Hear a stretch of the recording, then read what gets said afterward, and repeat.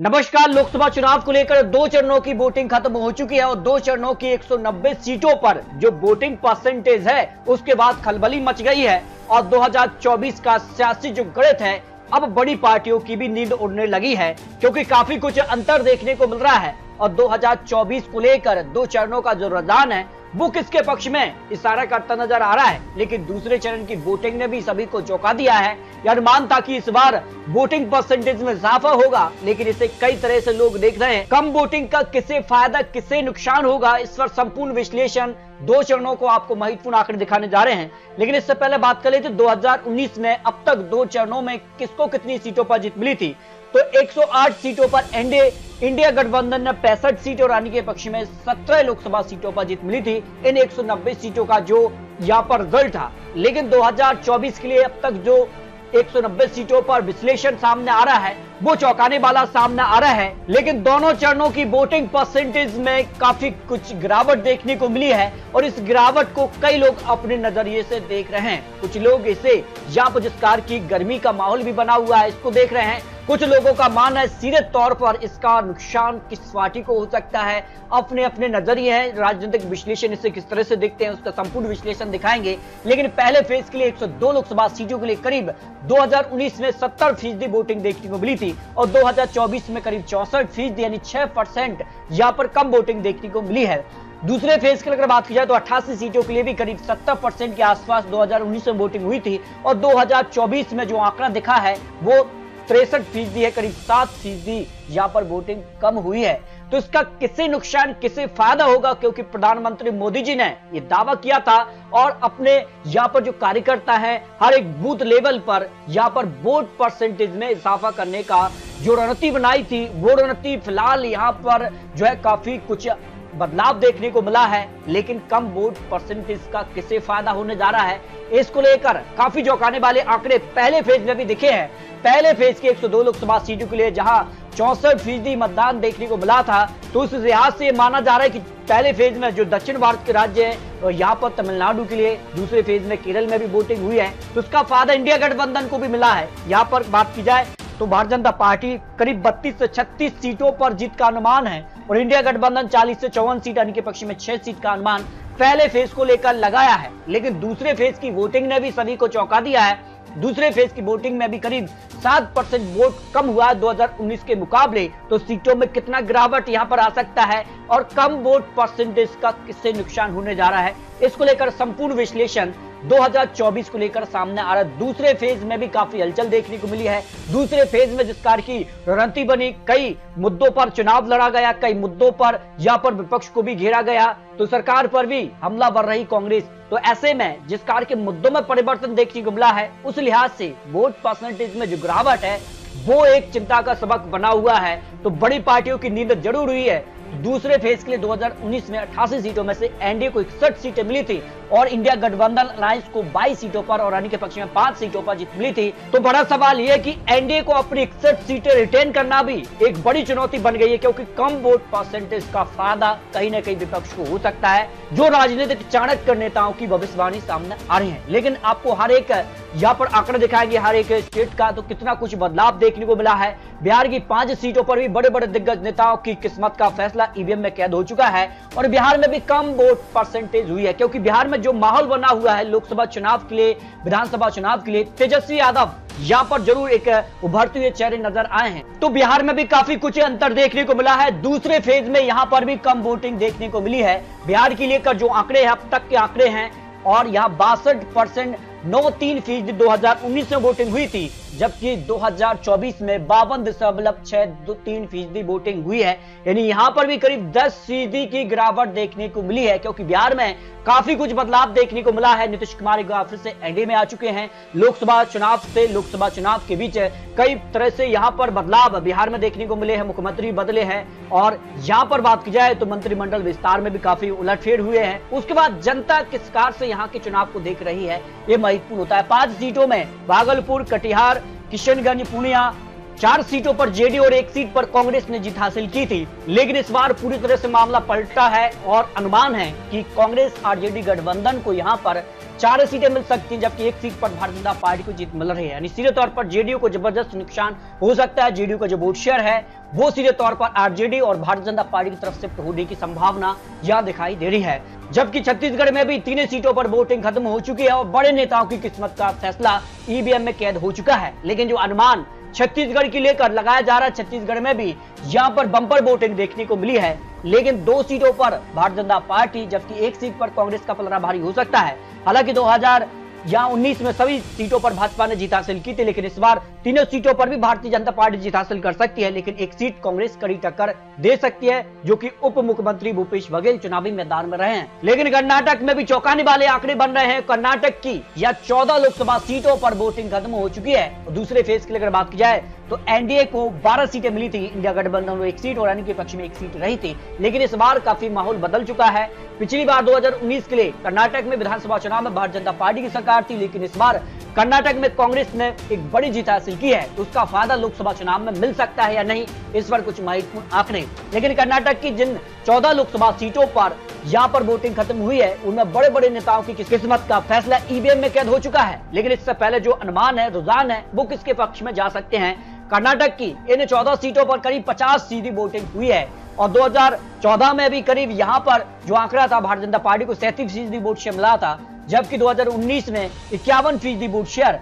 और अब जो माहौल बन रहा है उस लिहाज से यहाँ कम वोट परसेंटेज हुई है, उसका नुकसान दिखाई दे रहा है। लेकिन कर्नाटक की 14 सीटों में से 4 सीटों पर भारतीय जनता पार्टी जबकि कांग्रेस का करीब 10 सीटों पर पलड़ा भारी है, जो विधानसभा चुनाव हुए थे उस तर्ज के आधार पर। लेकिन कर्नाटक के लिए यह लोकसभा चुनाव और विधानसभा चुनाव में अंतर है, क्योंकि जेडीएस से भारतीय जनता पार्टी का यहां गठबंधन हो चुका है और ऐसे में उसका फायदा भारतीय जनता पार्टी को मिल सकता है। असम की 5 सीटों पर भी वोटिंग खत्म हुई है और असम को लेकर भी चौंकाने वाले आंकड़े रहे हैं। यहाँ पर वोट परसेंटेज में भी यहाँ पर काफी कुछ बदलाव देखने को मिला है। 5 सीटों के लिए भाजपा को करीब यहाँ पर 4 सीटें और 1 सीट पर कांग्रेस ने जीत हासिल की थी और इस बार का जो अनुमान है, यानी असम में ज्यादा कुछ बदलाव देखने को नहीं मिल रहा है। 4 सीटों पर भारतीय जनता पार्टी जबकि 1 सीट पर कांग्रेस का पलड़ा भारी हो सकता है, जो दूसरे फेज को लेकर 88 सीटों का अनुमान सामने आ रहा है। जबकि केरला के लिए 2019 में एनडीए को 0 सीट मिली थी, जबकि यूडीएफ कांग्रेस गठबंधन को करीब 19 सीटों पर जीत मिली थी और 1 सीट अन्य के पक्ष में रही थी। लेकिन इस बार केरल की 20 सीटों पर सीधे तौर पर इंडिया गठबंधन का पलड़ा भारी नजर आया है, जिस कार के अनुमान सामने आए हैं। करीब 51% वोट शेयर यहाँ पर देखने को मिला है और सभी सीटों पर कांग्रेस इंडिया गठबंधन का पलड़ा भारी हो सकता है। 2014 में करीब 12 सीटों पर यूडीएफ गठबंधन को जीत मिली थी, एलडीएफ को करीब 8 सीट मिली थी। 2019 में अगर बात की जाए तो 19 सीटों पर जो यूडीएफ गठबंधन कांग्रेस गठबंधन था उसको 19 सीटें और 1 सीट यहाँ पर एलडीएफ के पक्ष में रही थी। एनडीए को यहाँ 0 सीट मिली थी। जबकि मध्य प्रदेश की 7 सीटों पर भी वोटिंग खत्म हो चुकी है और बड़े नेताओं की किस्मत का फैसला ईवीएम में कैद हो चुका है। लेकिन जो अनुमान यहाँ पर लगाए जा रहे हैं, जिसका से वोट परसेंटेज में यहाँ पर भी गिरावट देखने को मिली है। करीब 2019 में 67.67% वोटिंग हुई थी और 2000 यहाँ पर बात की जाए तो 24 में करीब 54.42% वोटिंग हुई है और ऐसे में माना जा रहा है कि मध्य प्रदेश पर जो यहाँ पर गिरावट देखने को मिली है, इसको लेकर चिंतित में रहे हैं। यहाँ पर अमित शाह हाल ही में भोपाल में एक बड़ी सभा की है और सीधे तौर पर रिपोर्ट तैयार करने की भी बात की है कि आखिर जो सक्रियता विधानसभा चुनाव में दिखी थी वो लोकसभा चुनाव में दिख नहीं रही है। क्या इसका नुकसान हो सकता है मध्य प्रदेश के लिए? तो 6 सीटों पर भारतीय जनता पार्टी जबकि 1 सीट पर कांग्रेस का पलड़ा भारी हो सकता है। मध्य प्रदेश को लेकर 2019 में सभी सीटों पर भारतीय जनता पार्टी ने कमल खिलाया था, लेकिन इस बार 1 सीट का नुकसान दिखाई दे रहा है। जबकि महाराष्ट्र में भी अगर बात कीजिए तो 8 सीटों पर वोटिंग खत्म हो चुकी है। बड़े बड़े नेताओं की किस्मत का फैसला यहाँ पर भी ईवीएम में कैद हो चुका है। लेकिन जो अनुमान महाराष्ट्र की 8 लोकसभा सीटों पर लगाया जा रहा है, उस लिहाज से किसका पलड़ा भारी है, तो इस बार बात की जाए तो करीब 64% यहाँ मतदान देखने को मिला है। 2019 में इन 8 सीटों में महाराष्ट्र में 4 सीटों पर शिवसेना ने और भाजपा ने 3 सीट 1 सीट निर्दलीय ने जीत हासिल की थी। लेकिन इस बार शिवसेना यहाँ पर 2 दल में बढ़ चुकी है। एक शिवसेना यहाँ पर शिंदे गुट तो एक शिवसेना उद्धव गुट। हालांकि असली शिवसेना शिंदे गुट को ही माना है, लेकिन जो अनुमान 8 लोकसभा सीटों पर सामने आ रहे इसमें भारतीय जनता पार्टी गठबंधन को 3 सीटें जबकि कांग्रेस महाविकास आघाड़ी के पक्ष में 5 लोकसभा सीटों का अनुमान हो सकता है, जिस कार की रणनीति यहाँ पर देखने को मिली है। यानी यहाँ की जनता सक्रिय तौर पर नजर आई है। जो वोट परसेंटेज में भी इजाफा देखने को मिला है, इसका कितना फायदा कौन उठा पाएगा, ये काफी महत्वपूर्ण होता है। भाई मणिपुर की अगर बात की जाए तो मणिपुर में 76% से ज्यादा मतदान दूसरे फेज में देखने को मिला है और मणिपुर की एक सीट पर यहाँ पर इंडिया गठबंधन और यहाँ पर अन्य के पक्ष में ये सीट जा सकती है। इनके बीच ही कड़ी टक्कर देखने को मिल सकती है, जो यहाँ पर आंकड़ा सामने आ रहा है। राजस्थान की 13 सीटों पर भी वोटिंग खत्म हुई है और जिस कार की नेताओं की जो रणनीति दिखी है वो साफ तौर पर बीजेपी को चिंतित कर गई है, क्योंकि सभी यहाँ पर सीटों पर राजस्थान की वोटिंग खत्म हुई है। लेकिन जिस कार का माहौल देखने को मिला है उससे साफ अंदाजा है कि राजस्थान की कई सीटें ऐसी रही हैं जहां कांटे की टक्कर देखने को इस बार मिल सकती है, क्योंकि जिस कार का माहौल देखने को मिला है वसुंधरा राजे वो सक्रिय तौर पर नजर नहीं आए जो विधानसभा चुनाव में रही हैं। लेकिन इसका कितना नुकसान हो सकता है, कई राजनीतिक नेताओं का यह भी सोचना है कि जो बड़े नेता रहे हैं वो यहाँ पर भारतीय जनता पार्टी में जो यहाँ पर विपक्ष के नेता भी आए हैं उससे साइडलाइन हो गए, उसका कहीं ना कहीं वो सक्रिय तौर पर वो नेता नजर नहीं आए। इसका नुकसान कई राज्यों में भारतीय जनता पार्टी को देखने को मिल सकता है।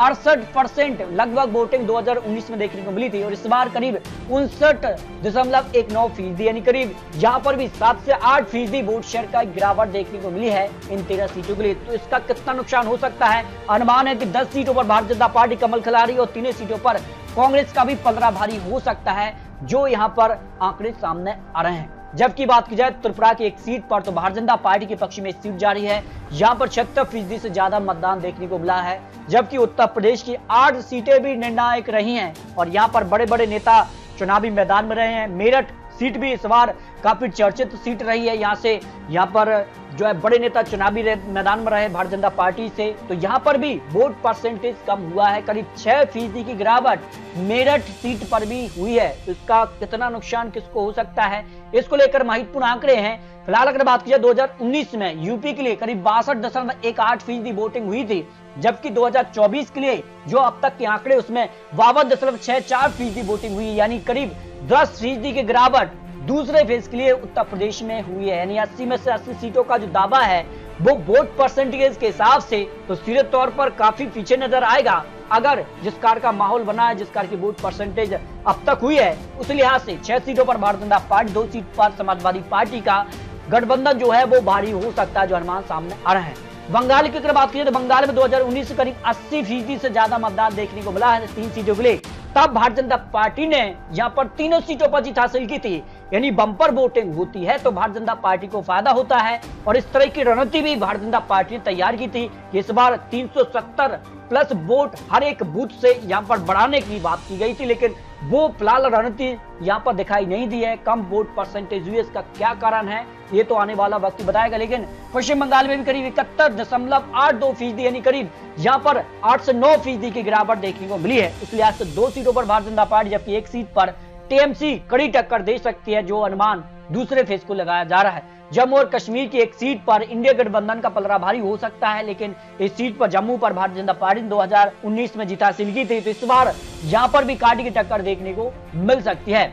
इस तरह से अगर बात करें दूसरे फेज के लिए भारतीय जनता पार्टी गठबंधन के लिए करीब 45 से 55 सीटें जा सकती हैं और यहाँ पर कुछ सीटें 10 से 15 सीटें ऐसी हैं जहां कड़ी टक्कर भारतीय जनता पार्टी को मिलेगी। वो कड़ी टक्कर के दौरान क्या भारतीय जनता पार्टी वो सीटें यहाँ पर इजाफा कर पाएगी, जो यहाँ पर करीब 62 सीटें उनको 2019 से मिली थी, उस आंकड़े तक भी पहुंच सकती है। अगर वो कड़ी सीटें जो हैं, टक्कर वाली सीटें हैं, भारतीय जनता पार्टी अपने पक्ष में आती हैं तब आंकड़ा है। जबकि कांग्रेस गठबंधन को करीब 18 सीटें मिली थी, लेकिन इस बार 40 सीटों तक का कांग्रेस इंडिया गठबंधन पहुंच सकता है, क्योंकि जिस कारण से यहाँ पर केरल हो या जो यहाँ दक्षिण भारत के राज्य हैं या उत्तर भारत के राज्यों में भी कई सीटें ऐसी हैं जहां कांग्रेस कड़ी टक्कर देती नजर आ रही है। कर्नाटक की सीटों पर भी कांग्रेस को फायदा मिल रहा है विधानसभा चुनाव में जो उनकी सरकार है, और अन्य के पक्ष में 4 सीट का अनुमान दूसरे फेज पर है।